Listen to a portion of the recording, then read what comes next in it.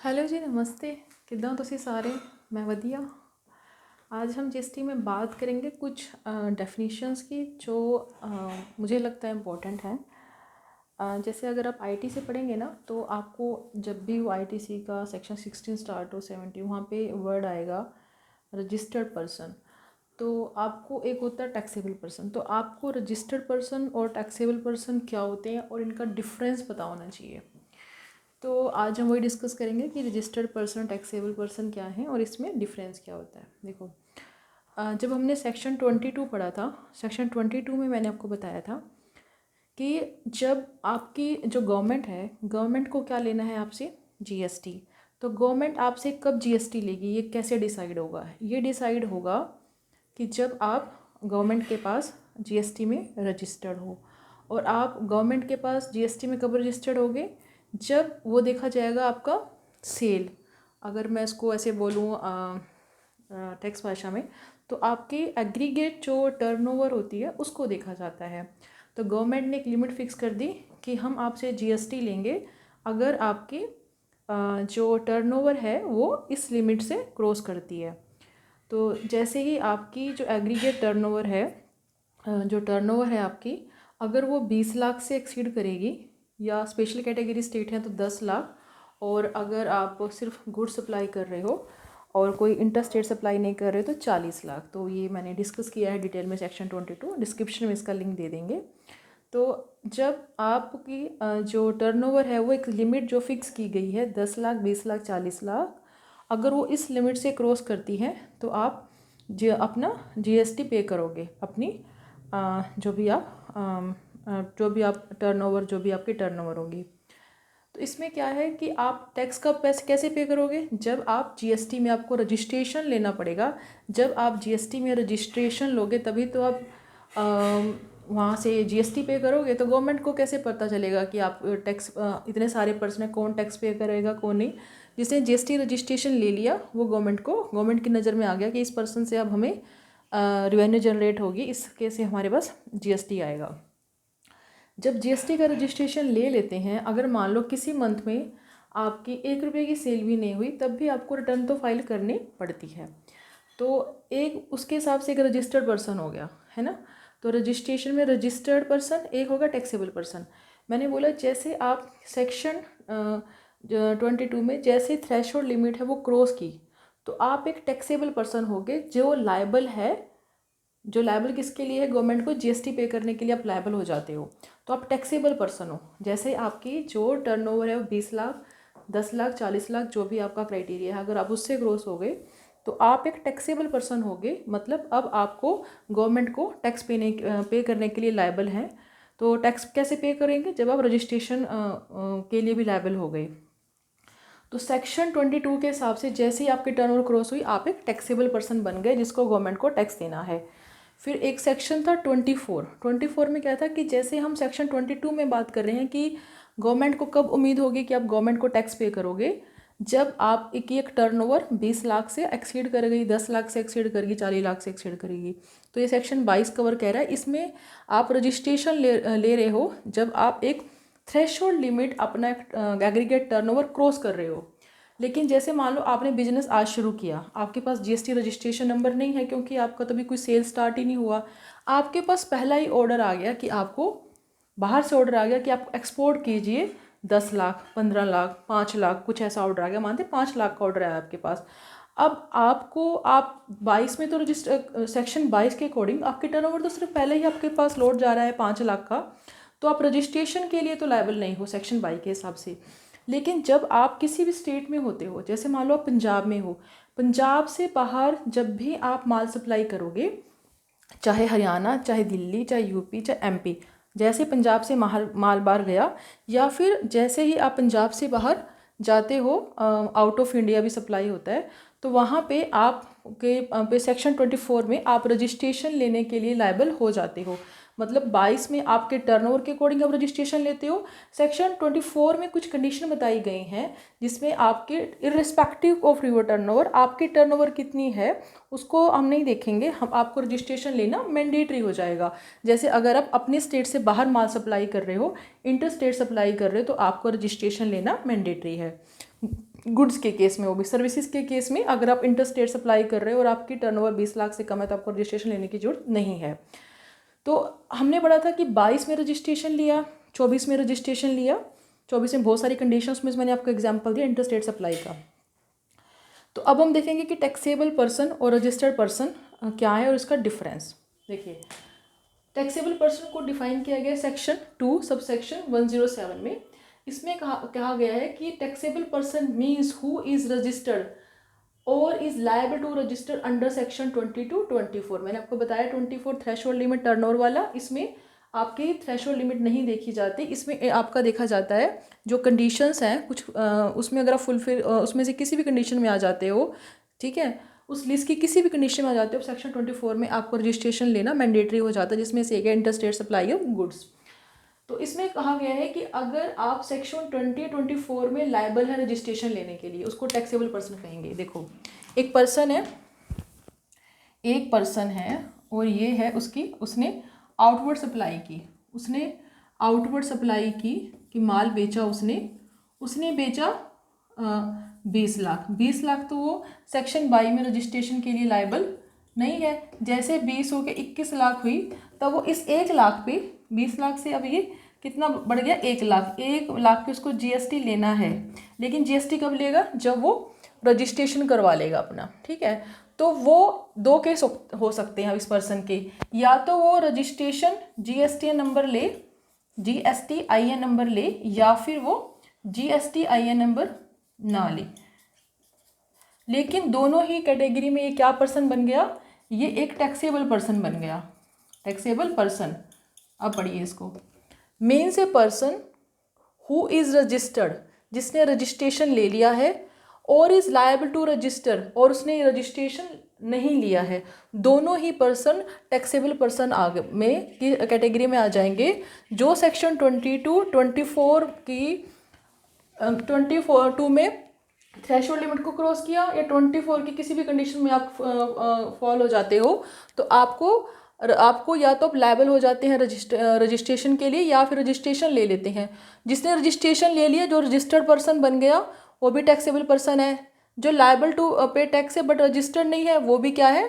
Taxable person है। मतलब taxable person में वो हर पर्सन आ गया जो चाहे रजिस्टर्ड हो चाहे अनरजिस्टर्ड हो। रजिस्टर्ड जिसने ले लिया 22-24 में फॉल होने की वजह से, 22-24 में फॉल हो रहे, बस रजिस्ट्रेशन नहीं लिया, लायबल टू रजिस्टर्ड हो, तब भी आप टैक्सेबल पर्सन हो गए। तो इसमें हम कह सकते हैं, इसमें रजिस्टर्ड पर्सन भी आ गए, अनरजिस्टर्ड पर्सन भी आ गए। रजिस्टर्ड वो जो सेक्शन 22-24 में आ रहे थे, जिन्होंने रजिस्ट्रेशन ले लिया, जो सेक्शन 22-24 में फॉल हो रहे थे, बस उन्होंने रजिस्ट्रेशन नहीं लिया, लेकिन ये क्या है? Liable to registered. तो ये हो गया टैक्सेबल पर्सन में रजिस्टर्ड अनरजिस्टर्ड दोनों पर्सन आ गए। मतलब अगर टैक्सेबल पर्सन कोई बोलेगा तो वो रजिस्टर्ड भी हो सकता है, अनरजिस्टर्ड भी, लेकिन वो लायबल होता है टैक्स पे करने के लिए। अब हम पढ़ेंगे कि रजिस्टर्ड पर्सन क्या होता है। सेक्शन 2 सबसेक्शन 9(4) क्या बोल रहा है? A person who is registered under section 25 but does not include a person who has unique identification number. तो इसमें यह कहना है कि जब आप जीएसटी में जो रजिस्ट्रेशन की जो प्रोसीजर होती है, कैसे लेना है, कैसे होगा, कितने दिन में रजिस्ट्रेशन आएगा, कैसे आपके पास जीएसटी नंबर आएगा, वो पूरी प्रोसीजर है, आप कौन कौन से डॉक्यूमेंट लगेंगे, वो सेक्शन 25 में है। अगर आपने जीएसटी के अंडर सेक्शन 25 रजिस्ट्रेशन ले लिया तो आप रजिस्टर्ड पर्सन हैं। मतलब टैक्सेबल पर्सन भी रजिस्टर्ड पर्सन होगा जो रजिस्ट्रेशन ले रहा है 22-24 में फॉल होने की वजह से।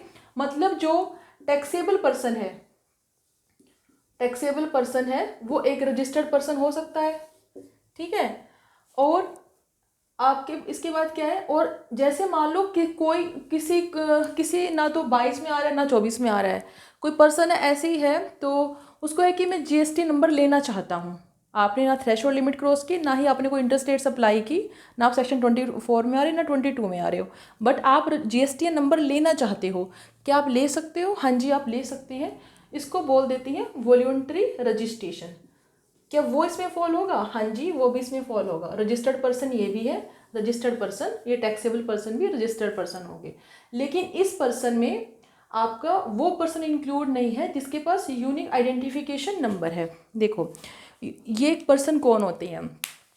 जो यूनाइटेड नेशन ऑर्गेनाइजेशंस होती हैं, जो वर्ल्ड वॉर 2 के बाद बने थे, उनका काम होता है कि जो आपके इंटरनेशनल लेवल पे पीस, शांति और संबंधों को दो कंट्रीज़ के बीच में, सभी कंट्रीज़ के बीच में संबंधों को अच्छा बनाना। तो जो यूएनओ का ऑफिस है वो दिल्ली में है, इसका हेड ऑफ इसका जो इंडिया में है, और इसकी जैसे कि कुछ इसकी एजेंसीज भी होती हैं यूएनओ की। जैसे अगर आप बात करो जैसे कोई अगर इंडिया में कोई बिजनेसमैन है, वो बाहर से लोन ले रहा है, जैसे अभी जो अनिल अंबानी का केस चला था, वो उनका इंटरनेशनल कोर्ट में केस चला था, तो वो भी यूएनई की एक स्पेशल कैटेगरी होती है, जिसमें चाइना का कुछ इशू था कि उन्होंने कुछ गारंटी दी थी लोन को लेके अनिल अंबानी ने, तो वो इंडिया में तो कोर्ट केस नहीं लड़ सकते ना, तो वो एक कंट्री और दूसरी कंट्री के जो पर्सन है उनका कोई डिस्प्यूट है या कंट्री का डिस्प्यूट है, वो इंटरनेशनल कोर्ट में गया, वहाँ पे उसको सेटल किया गया। तो वो भी यूएनओ का पार्ट है। अगर देशों में मतभेद हो जाएं या कोई इश्यूज हो जाएं तो वो यूएनओ सॉल्व करते हैं, मतलब देश में, सभी देशों में शांति स्थापित करना। जैसे ह्यूमन राइट्स वाले होते हैं, ये भी एक यूएनओ की स्पेशल कैटेगरी इसकी एजेंसी होती हैं। जब हम इंडिया में खड़े हैं, अगर हम गुड्स एक्सपोर्ट करते हैं तो हमारा मेन इशू होता है, ये बात होती है कि हम गुड्स को एक्सपोर्ट करेंगे, हम जीएसटी को, टैक्सेस को एक्सपोर्ट नहीं करेंगे। तो इसी तरीके से जो इंडिया में आके, इंडियन टेरिटरी में आके जो इस तरीके की मतलब पीस पे काम कर रहे हैं, जो यूएनओ है, तो कुछ नोटिफाई किया गवर्नमेंट ने, जिनके पास इनसे हम जीएसटी वसूल नहीं करेंगे। अगर वो इंडिया में कुछ खरीद रहे हैं तो हम उनसे जीएसटी नहीं लेंगे। लेकिन अगर एक रजिस्टर्ड पर्सन है, वो अगर यूएनओ की किसी भी एजेंसी को सप्लाई करेगा, ठीक है, अब उसके अकॉर्डिंग क्या है, उसके लिए लॉ क्या है रजिस्टर्ड पर्सन के लिए? उसके लिए लॉ ये है कि जब भी आप किसी को सप्लाई करोगे, वो एक टैक्सेबल सप्लाई होगी, आप उस पर जीएसटी काटोगे। तो जीएसटी 12% से, मान लो उसने 10 लाख की कुछ सप्लाई की यूएनओ को, तो उस पर 1,20,000 का जीएसटी ये काटेगा। लेकिन इधर बोला गया कि हम जो इसको इंक्लूड नहीं करेंगे रजिस्टर्ड पर्सन में, तो इसको यूआईएन नंबर क्यों दिया गया, पहले मैं भी डिस्कस करेंगे। तो ये यूएनओ है, ये 1,20,00,000 का टैक्स भरेगा, ये इनको जीएसटी देगा, आप जीएसटी दो और जमा करवा दो, ठीक है। अब ये भी कह सकते कि यूएनओ है तो आप इस पर जीएसटी मत लो, है ना, तो ये एग्जाम सप्लाई हो जाएगी। अगर हम इस पर जीएसटी चार्ज ना करें, नील रेट कर दें, तो एग्जाम सप्लाई हो जाएगी।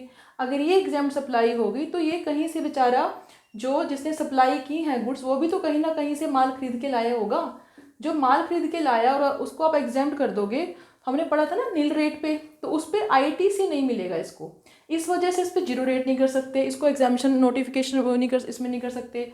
तो इसमें ये बोला गया कि अगर आपके यूनिक आइडेंटिफिकेशन नंबर दिया जाएगा, यूएनओ जो है इनके पास यूनिक आइडेंटिफिकेशन नंबर होगा, आप पहले जीएसटी पे कर दो, बाद में जो यूएनओ है अगर वो 1,20,000 का जीएसटी पे करके आए हैं, तो आप इसका क्या कर सकते हो, यूएनओ, आप इसका रिफंड क्लेम कर सकते हो, आप उसका रिफंड क्लेम कर सकते हो।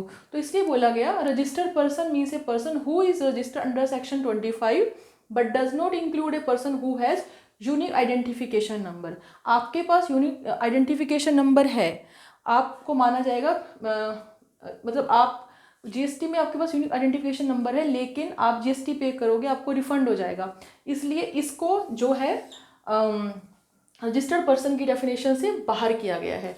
जैसे आपकी एम्बेसी होती हैं, एम्बेसी भी जो फॉरेन एम्बेसी इंडिया में है, अमेरिका की, हर कंट्री की, वो क्या है, वो है एम्बेसी। आपको लगता होगा कि एम्बेसी सिर्फ ये काम करती है कि पासपोर्ट बनाने का काम, नहीं, बहुत सारे काम होते हैं उनके पास, जैसे जो टेरिटरी बनवाना और जो बहुत से एग्रीमेंट्स बनते हैं, और जो भी टूर होते हैं, जो फाइनेंस मिनिस्टर, जो भी बड़े बड़े ऑफिशियल्स जो टूर होते हैं, वो प्रोटोकॉल के थ्रू जाते हैं, उसमें एक बहुत बड़ा रोल जो विजिट ये करते हैं, एम्बेसी इसमें एक बहुत बड़ा रोल प्ले करती है। जैसे कोई इंडिया से कोई भी मिनिस्टर है, सेंट्रल मिनिस्टर, वो बाहर जा रहे हैं, पीएम बाहर जा रहे हैं, तो इसकी विजिट पे जो इन्फॉर्मेशन जाएगी, प्रोटोकॉल होगा, उसमें एक एम्बेसी के थ्रू जाएगा। मतलब कि अगर एक यूएस है और एक इंडिया है और एम्बेसी है, तो एम्बेसी उन दोनों कंट्री के बीच कम्युनिकेशन का काम कर रही है। तो अगर वो इंडिया में जो यूएस एम्बेसी है वो भी जीएसटी पे कर रही है, लेकिन हम उससे जीएसटी नहीं लेना चाहते, अगर हम उसको बिल्कुल एग्जाम्प्ट कर देंगे तो जो बंदा माल खरीद के उसको बेच रहा है उसको आईटीसी नहीं मिलेगा, तो हम ये भी नहीं कर सकते। तो इसलिए इनके पास यूनिक आइडेंटिफिकेशन नंबर होता है कि पहले आप जीएसटी पे कर दो, बाद में आप रिफंड क्लेम कर लो। इसलिए बोला गया कि means a person who is required under section, registered under section 25 वो पर्सन है इसमें, बट वो इंक्लूड नहीं होंगे जिनके पास यूनिक आइडेंटिफिकेशन नंबर है। तो मेन डिफरेंस ये हुआ है, टैक्सेबल पर्सन वो जो जिन्होंने रजिस्ट्रेशन ले लिया है, और वो भी जिन्होंने अभी रजिस्ट्रेशन लेने के लिए लायबल हैं बट नहीं लिया। रजिस्टर्ड अनरजिस्टर्ड दोनों पर्सन हैं।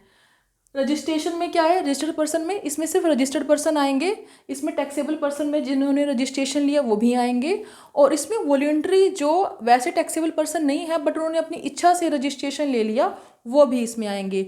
यूनिक आइडेंटिफिकेशन नंबर है वो इसमें रजिस्टर्ड पर्सन की डेफिनेशन से एक्सक्लूड किए गए हैं। बस यही है इसमें मेन डिफरेंस। कोई क्वेरी है आप पूछ लेना कमेंट करके। Thank you.